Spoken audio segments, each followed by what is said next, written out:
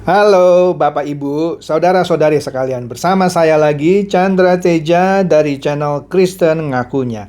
Channel yang membahas kekristenan yang murni, terbebas dari klinik dan pemahaman yang melenceng. Bagi Anda yang belum subscribe channel saya, silakan subscribe channel saya. Tekan loncengnya agar Anda dapat notifikasi setiap kali saya mengupload video-video saya. Oke, pada kesempatan kali ini saya akan membahas mengenai bagaimana cara mengubah nasib Anda, nasib kita lah gitu ya.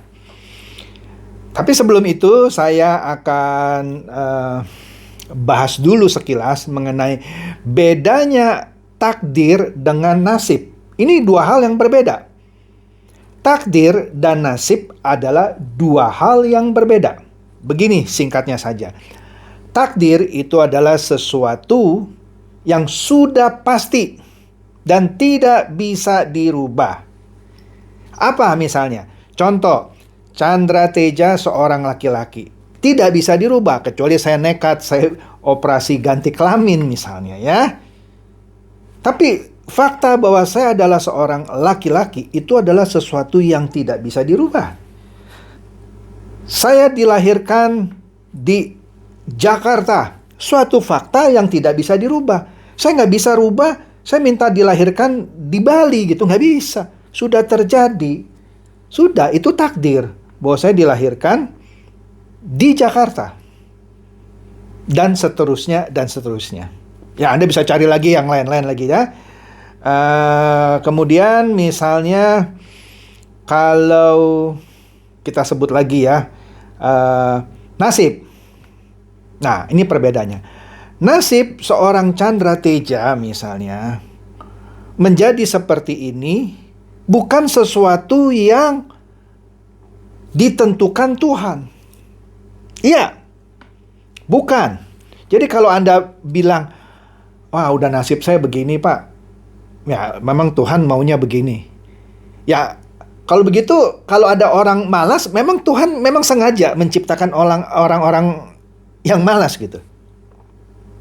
Atau apakah Tuhan sengaja menciptakan orang-orang yang jadi pencuri, jadi penipu? Memang nasib saya begini Pak, sudah ditentukan oleh Tuhan menjadi pencuri, menjadi penipu, menjadi pembunuh, dan seterusnya. Bukan, itu adalah pilihan Anda. Oke? Nah, jadi kalau takdir tadi sesuatu yang sudah tidak bisa Anda rubah, misalkan seperti saya, laki-laki lahir di Jakarta, itu takdir.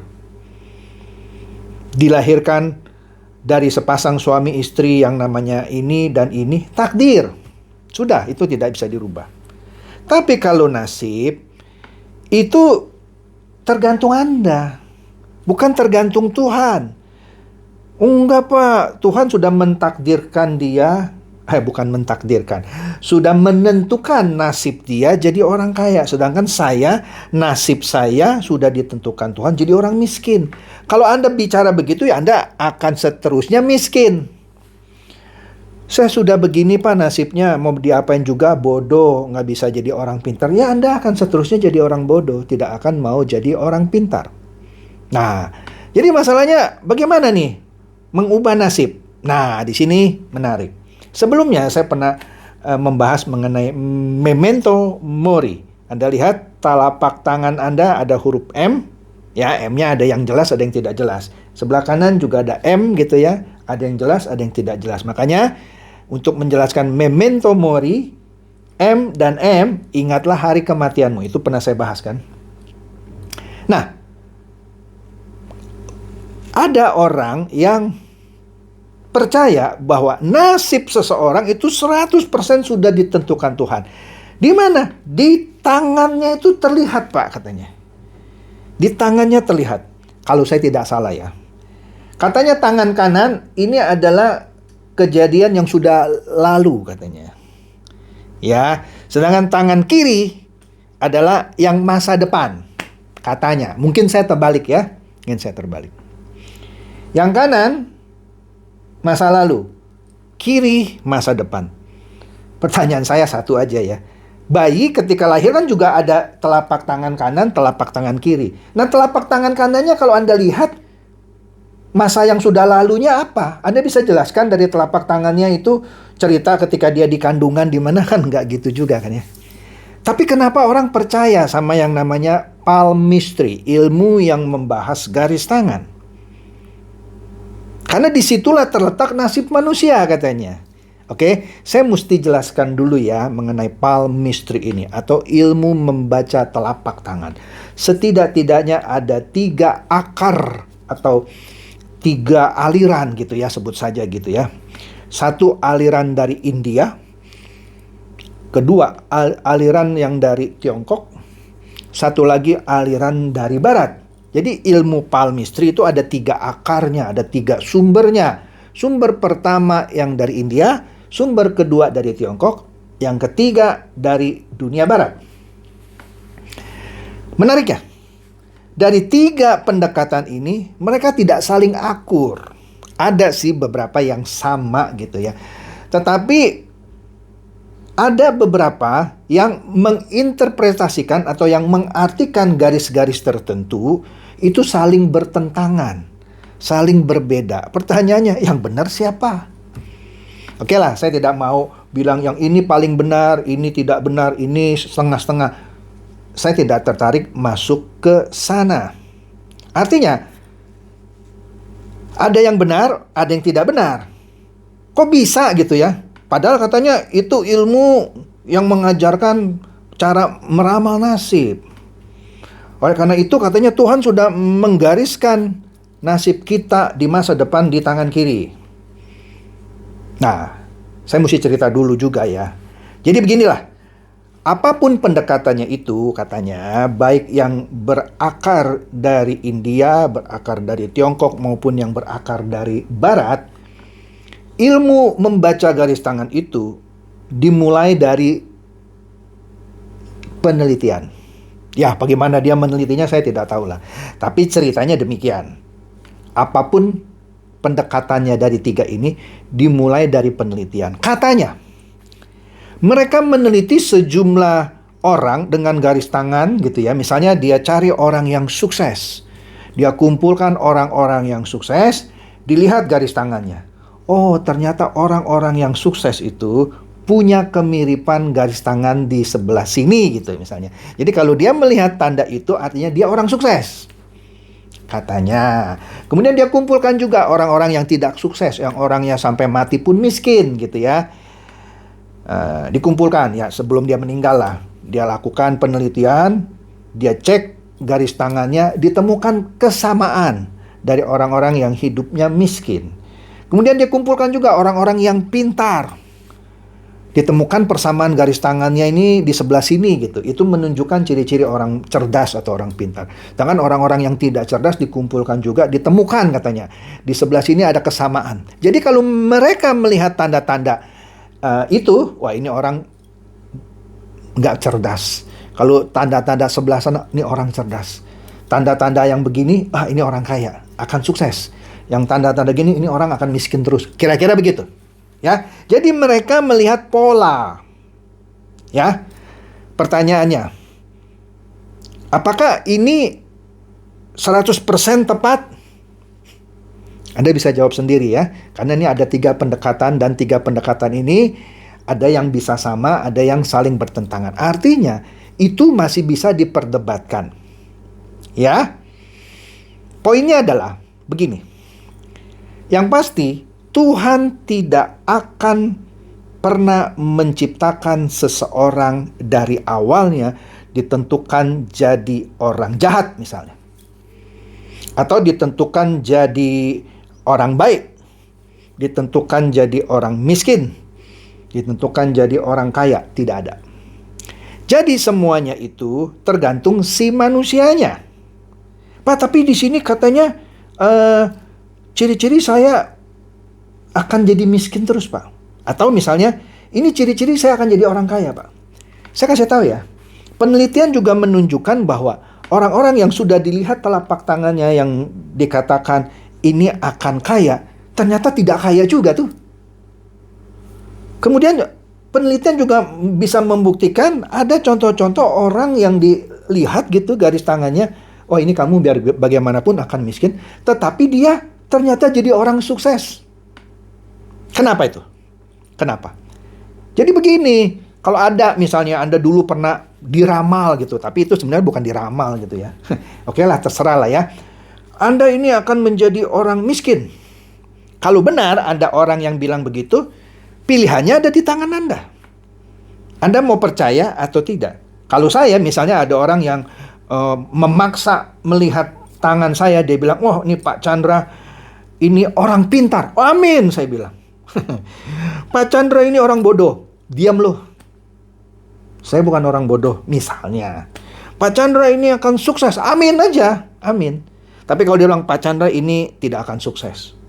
Saya bilang, kamu tahu dari mana? Dari garis tangannya. Oke, saya buktikan ya. Nanti ketemu saya lagi 5 tahun lagi atau 10 tahun lagi kita lihat.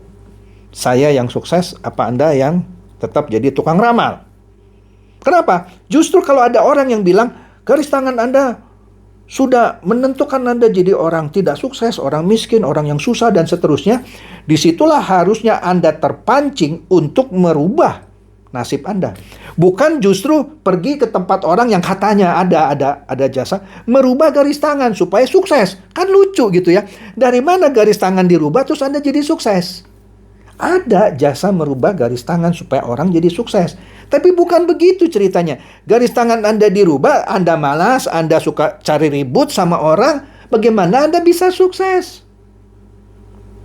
Tapi kalau Anda sudah punya modal, hidup jujur gitu ya, tidak suka menyakiti orang, disukai oleh banyak orang, walaupun di sini katanya garis tangan Anda akan susah, ceritanya akan lain.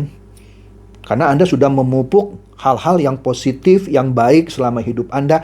Anda rajin, Anda dipercaya orang. Mungkin sewaktu-waktu Anda ketemu orang yang tepat, Anda justru bisa mendapatkan peluang yang lebih sukses daripada orang yang sudah dibilang sukses.